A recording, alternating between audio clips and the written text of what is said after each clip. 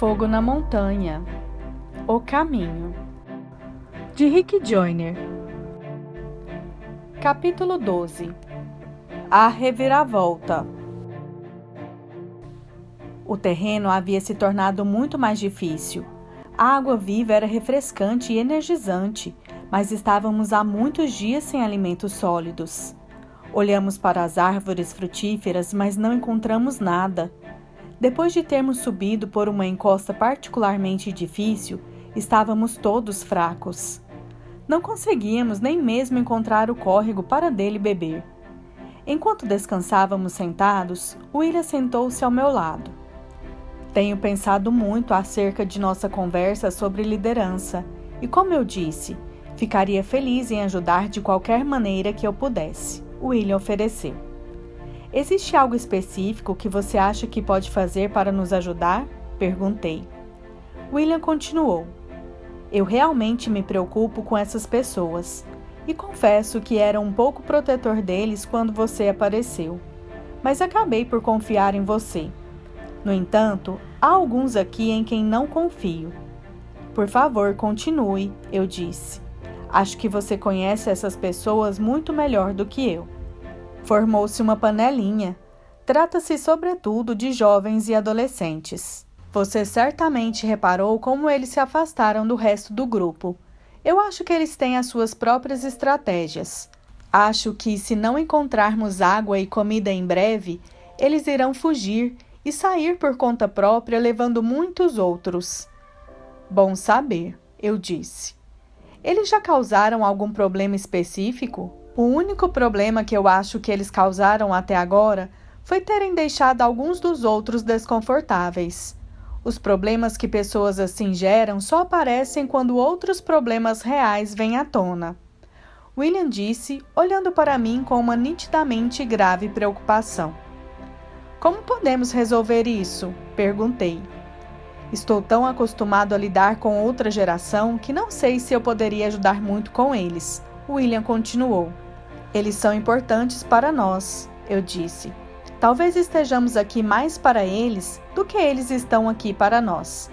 Encontrar soluções e transformar problemas em soluções é fundamental para que possamos atravessar este caminho. Se este é um grande problema que temos uma grande oportunidade. Você não acha que algumas situações ocorrem aqui para simplesmente servirem de armadilha? Andrew, o jovem oficial do navio que tinha vindo para se sentar conosco, perguntou. Essa é uma boa pergunta, e eu concordo que haja situações aqui que são armadilhas destinadas para o mal. Mesmo assim, elas foram permitidas para que possamos aprender a vencer o mal com o bem. Cada uma delas tem algo importante a nos ensinar. Andrew, esses jovens e adolescentes eram assim no navio também? Perguntei. Sim, eles eram. Mas quando começamos esta jornada, eles pareciam ter se aproximado do resto do grupo. Então notei que começaram a se afastar novamente. Isso parece ter surgido como resultado de um líder que eles têm. Acho que ele pode ser a causa disso. Deixe-me fazer-lhes uma visita, eu disse. Os jovens e adolescentes eram apenas alguns poucos, cerca de 24. Eu os estava observando à distância e um deles se destacou como líder óbvio. Quando olhei para eles, formavam uma espécie de semicírculo à sua frente. Outros pararam atrás dele, mas todos ouviam o que ele dizia. Quando cheguei perto e os cumprimentei, todos eles se viraram para mim e me deram a sua atenção, mas sem muito entusiasmo. Na verdade, eles reagiram achando que eu os repreenderia. Precisamos da ajuda de vocês, comecei. Como podemos ajudá-lo? Perguntou o líder. Precisamos de vigias capacitados, que tenham coragem e discernimento, respondi.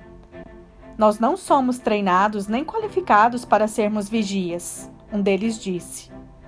Vocês ainda não foram treinados, mas já são qualificados. Vocês têm discernimento e esse é o tipo de habilidade necessária para fazer este trabalho, eu disse. O que o faz pensar isso? O líder respondeu. Eu não pude deixar de notar que quando o leão nos atacou, a maioria de vocês não teve medo. Vocês não ficaram paralisados como alguns dos outros. Na verdade, vocês pareciam prontos para lutar, animados com o desafio. Comecei a observá-los e foi impossível não ver como vocês são perspicazes. Também notei o quanto vocês estão interessados em Mark e em seu dom. Isso é porque muitos de vocês têm esse mesmo dom. Ele será despertado em vocês nesta viagem, se já não foi. Vocês foram desenhados para o sobrenatural, pois são chamados para uma vida sobrenatural e estão sendo preparados para a última batalha, que será sobrenatural. Muitos de vocês são chamados como profetas. O fundamento do ministério profético é ser um vigia. Estamos precisando de vigias, e vocês estão precisando de experiência. Praticamente todo o grupo ficou muito mais interessado, e alguns até mesmo entusiasmados. Uma das meninas, contudo, pareceu muito desanimada, então lhe perguntei o que ela estava pensando. Meus pais disseram que aqueles que se afirmam como vigias ou atalaias são quase sempre pessoas críticas e amargas que apenas semeiam divisão e discórdia nos outros, ela disse. Eu era muito rebelde com os meus pais. Então comecei a ouvir e a ler justamente a alguns daqueles que se chamavam de vigias. Tenho que admitir que meus pais tinham razão. Eles pareciam negativos com relação a tudo e a todos. Não me lembro de ter ouvido qualquer um deles dizer algo de bom ou positivo sobre alguém. Se nos tornarmos assim, não acho que chegaremos ao monte do Senhor, disse ela. Essa é uma visão interessante e importante, respondi. E esse é exatamente o tipo de discernimento do qual precisamos. Ela está certa sobre o espírito crítico que existe sobre muitos vigias autoproclamados. Há uma série de razões para isso, mas a principal delas talvez seja o fato de muitas pessoas com dons e vocações não assumirem o seu lugar, que fica então ocupado por aqueles que não foram chamados a fazê-lo. Qual é o seu nome? Perguntei à garota. Alexis, ela respondeu. Alexis, você é obviamente comprometida com a verdade e com a profundidade. Você se dispôs a pesquisar o que seus pais disseram sobre aquelas pessoas. O que mais você aprendeu? Muitos deles carregam uma amargura e um espírito que são verdadeiros venenos espirituais, que os faz destruírem ao invés de construírem. Acho que isso está enraizado na falta de perdão, ou em decepções e feridas que nunca cicatrizaram. Alexis, essas são informações importantes, continuei. Existem armadilhas individuais para cada um de nós aqui. Tornar-se excessivamente crítico e negativo é uma armadilha preparada especialmente para aqueles que são chamados a ser atalaias e profetas. Quem cai nessa armadilha acaba por semear o medo e a divisão, ao invés da fé e do amor a Deus e aos outros. Esse veneno pode ser muito mais mortal do que todos os falsos mestres e falsos pastores juntos. O que eu estou pedindo para vocês fazerem é perigoso, mas nós precisamos de vocês. Não me esquecendo desse aviso que Alex chamou a nossa atenção, deixe-me compartilhar algumas coisas boas sobre este chamado. Somos chamados a andar pela fé e a não temer. Devemos ser sábios e discernir o suficiente para vermos as armadilhas. Mas o nosso objetivo fundamental é olharmos para o caminho certo e não apenas para os errados. Por essa razão, os vigias são geralmente os primeiros a ver as maravilhas e a glória. Nós somos transformados à imagem do que vemos. E se em todo o tempo olharmos apenas para o inimigo e estudarmos apenas seus métodos, poderemos começar a tomar a sua natureza. Vigias bíblicos estavam sempre atentos também à vinda do rei ou de seus mensageiros, para alertarem as pessoas acerca de suas aproximações, a fim de que lhes pudessem preparar uma recepção adequada. É verdade que as pessoas críticas raramente constroem qualquer coisa. Apenas destroem e podem ser pedras de tropeço. Diferente, contudo, daqueles que têm o verdadeiro chamado, que se levantam e tomam o seu lugar como vigias para o corpo. Precisamos daqueles dentre vocês que tenham esse chamado, para que então assumam o seu lugar e aprendam a atuar da maneira certa. Não é pouco o que estou pedindo. Há muito perigo envolvido. Vocês estarão na vanguarda, na linha de frente, e quando houver perigo, serão os primeiros a enfrentá-lo. Precisarão de muita coragem, além de sabedoria e discernimento. Mesmo alguns de vocês, sendo muito jovens, deverão amadurecer rapidamente para realizar este trabalho. Qual é o seu nome? Perguntei ao que parecia ser líder. Meu nome é Charlie. Você se importa se eu chamá-lo de Charles? Não, sem problemas. Charles, você se importaria de atuar como líder dos vigias? Perguntei. A princípio não, mas por que eu? Replicou. Porque você é um líder e é maduro para a sua idade. Acho também que você se importa o suficiente com essas pessoas a ponto de não abandoná-las e faria o que precisasse para protegê-las. Respondi. Como você sabe tanto sobre mim? Perguntou Charles. É o meu trabalho saber quem está conosco. Respondi. Após um longo momento, Charles respondeu. Eu ajudarei neste percurso. Percebo que treinar vigia será crucial para prosseguirmos neste lugar. Todos os vigias são críticos, Charles, e o seu trabalho será ainda mais crítico, eu adicionei. Você precisará vigiar os vigias. Sinta-se livre para vir a mim a qualquer momento e falar sobre qualquer coisa que o preocupe. Gostaria também de conhecer a todos um pouco melhor. Vocês se importam se eu lhes fizer algumas perguntas? Continuei. Não, vários deles disseram. Quais foram as suas razões para virem a esta jornada e deixarem para trás o navio tão confortável? Comecei. Suas razões eram variadas, mas um ponto em comum foi o tédio. Eles precisavam de aventura. Vários queriam conhecer melhor o Senhor. Disseram que o conheciam só de ouvir sobre ele no navio, mas que não o estavam experimentando. A profundidade e a sinceridade da maioria de suas respostas foram muito encorajadoras mesmo para William e Andrew, que estavam obviamente impressionados. Então pedi para que Charles dividisse o grupo em quartetos, que deveriam juntar-se aos homens e mulheres que já se haviam voluntariado. Pedi também para que William os apresentasse a esses que atualmente trabalhavam como vigias. Quando me levantei para ir embora, William e Andrew começaram a conversar com alguns deles e ficaram para trás. Após a reunião com os vigias, enviamos 2 grupos para irem à nossa frente e descerem a colina para espiar o caminho e buscar água. Cerca de 1 hora mais tarde, os mensageiros voltaram dizendo que haviam encontrado um lugar adequado para acamparmos à noite, mas que ainda não haviam encontrado água. Preocupou-me a possibilidade de ter perdido uma curva e tê-los levado por um caminho errado. Se este fosse o caso, teríamos de voltar para onde perdemos o rumo. O caminho errado nunca se tornará o caminho certo, mas levará para mais e mais longe do caminho certo. Voltar é sempre desanimador, mas por vezes necessário. Sem comida e água, o desânimo seria potencializado. Decidi então discutir a situação com William, Andrew e Charles. Nenhum de nós conseguiu lembrar-se de qualquer lugar em que poderíamos ter perdido o caminho, que nos fez decidir seguir em frente, pelo menos até um lugar onde pudéssemos acampar durante a noite e talvez ter uma perspectiva melhor pela manhã. Já instalados no acampamento, William veio e sentou-se ao meu lado. Eu nunca imaginei que você faria com esses jovens o que fez hoje, dando-lhes uma função que parece ter mudado completamente suas atitudes. Eles não são quem pensava. Estou feliz que você tenha visto mais neles do que eu pude ver, disse ele.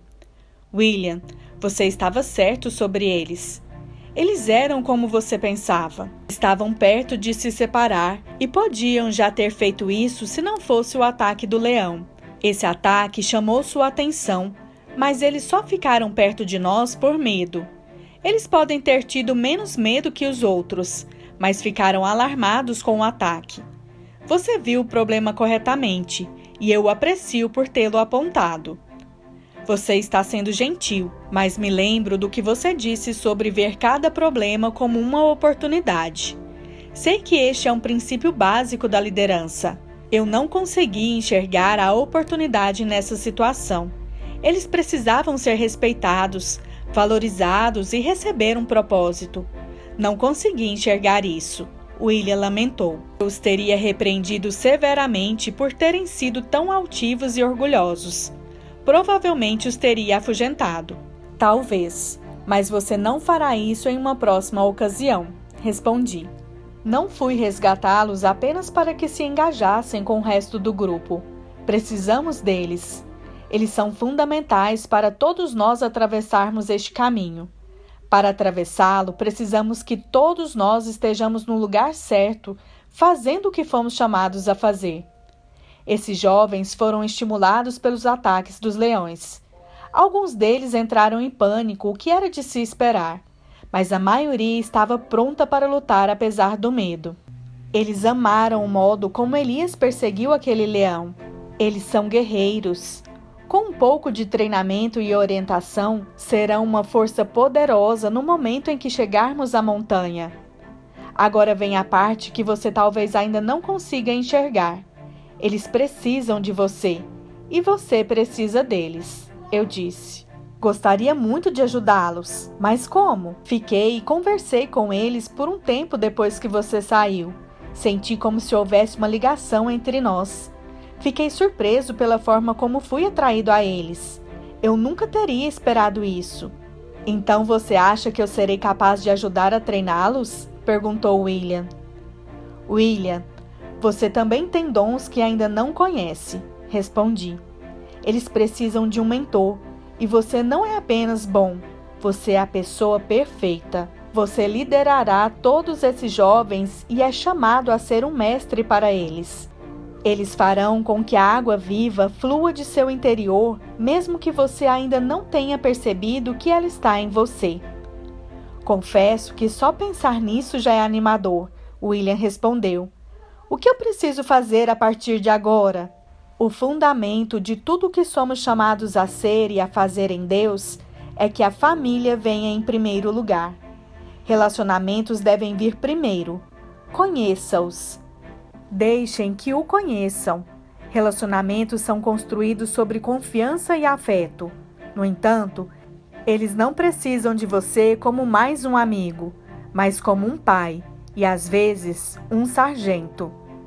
Você não precisa mudar para se conectar a eles, e eles não precisam mudar para se conectarem a você. Seja você mesmo e deixe que eles sejam quem são. Esta jornada irá transformar cada um de nós, mas isso precisa acontecer através do processo das experiências, não artificialmente. Eles amadurecerão e você terá um pouco de sua juventude restaurada. Isso é muito encorajador e libertador, respondeu William. Tenho um pouco de repulsa às pessoas da minha idade que tentam agir como adolescentes. Porém, já estou tão afeiçoado a eles que eu agiria assim se necessário, mas acho que seria feio. Seria mais feio do que podemos imaginar. Mas para nos conectarmos como somos chamados a estar, todos devemos ser como Deus nos criou, ao invés de tentarmos ser outra coisa.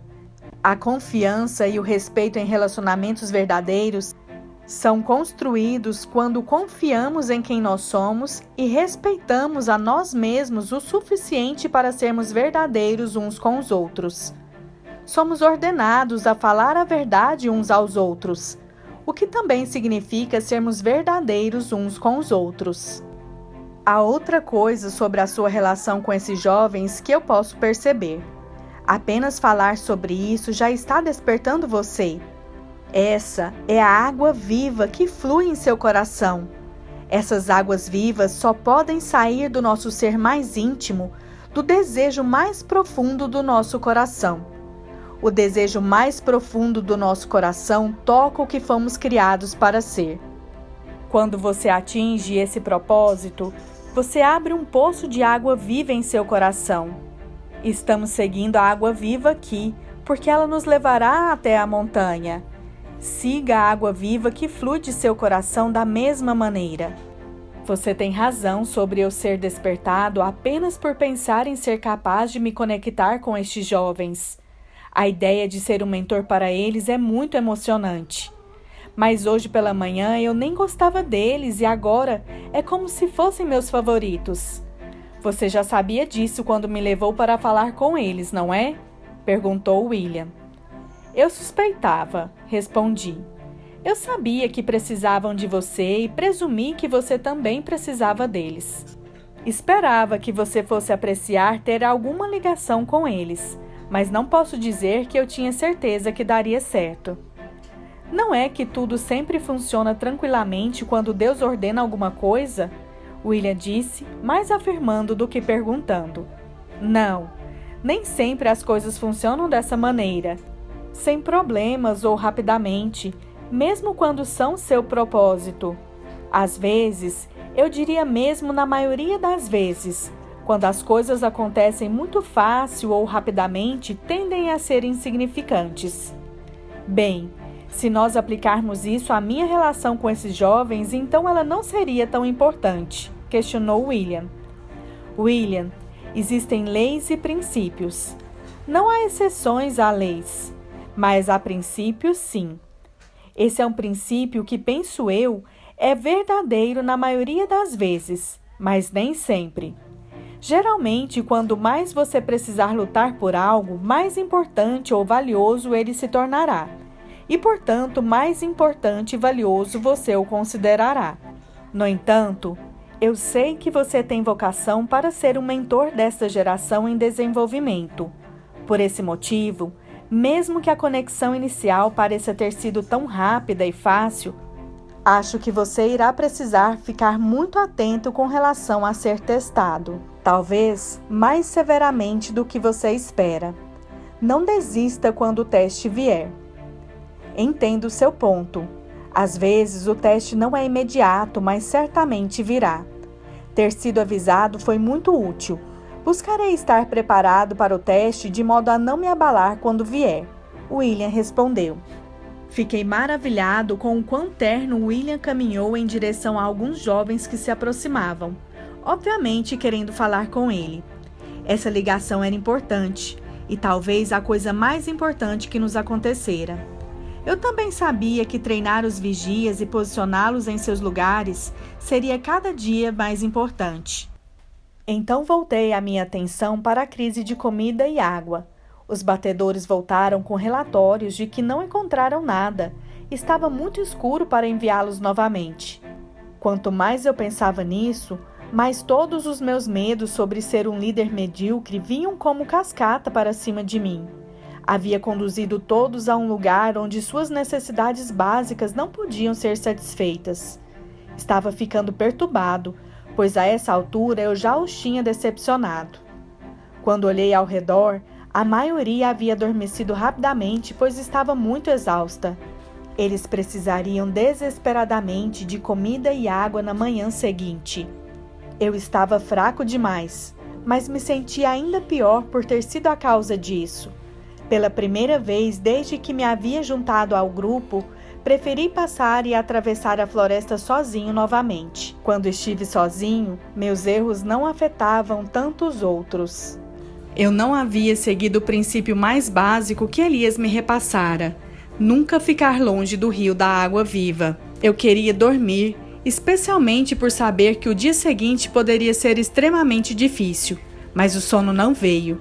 Gostaria de ter discutido a situação com William, mas ele ainda conversava com alguns daqueles que havíamos nomeado vigias. Comecei a pensar que ninguém poderia sentir-se mais solitário do que um líder com a sensação de ter conduzido as pessoas conforme suas más escolhas. Decidi levantar-me e caminhar, me afastando um pouco do acampamento para orar. Foi quando eu o vi de pé, à minha frente, no caminho.